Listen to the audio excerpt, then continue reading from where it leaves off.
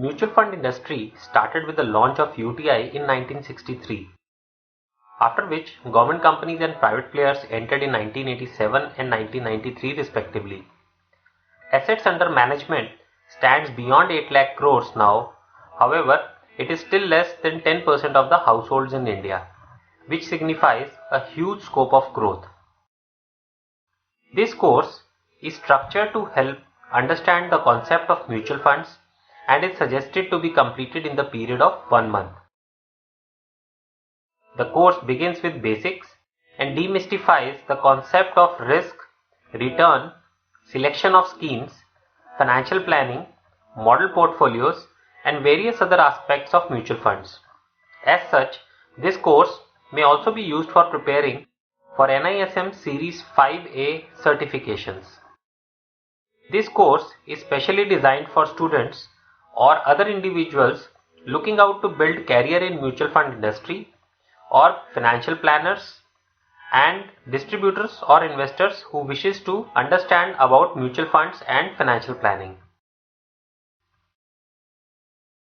Mutual funds. What we will learn?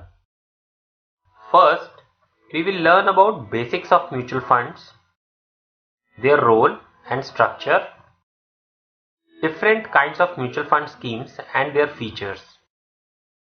Also, we will understand how mutual funds are distributed in marketplace, how schemes are to be evaluated, and how suitable products and services can be recommended to investors and prospective investors in the market.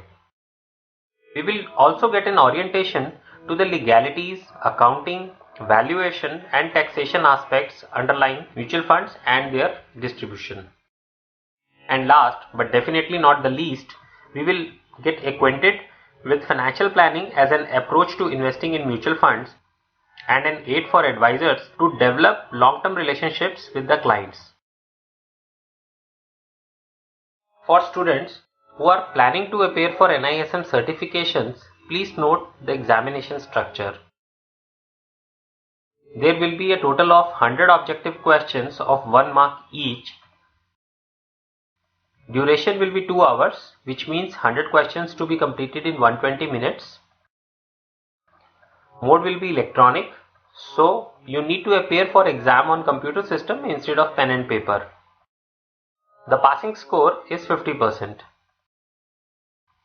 However, it is important to note that there will be a negative marking of 25% of marks assigned to the question, which means for every wrong answer, 0.25 marks will be deducted from the overall score. Let us look at the table of contents. So in all 10 units. Unit 1 is concepts and role of mutual fund. Unit 2 is fund structure and constituents. Unit 3 provide understanding on legal and regulatory environment. Unit 4 is offer document. Unit 5 is fund distribution and channel management practices. Unit 6 explains about accounting, valuation and taxation. Unit 7 talks about investor services. Unit 8 provides understanding on return, risk and performance of funds. Unit 9 is about selection of financial products. And Unit 10 focuses on financial planning.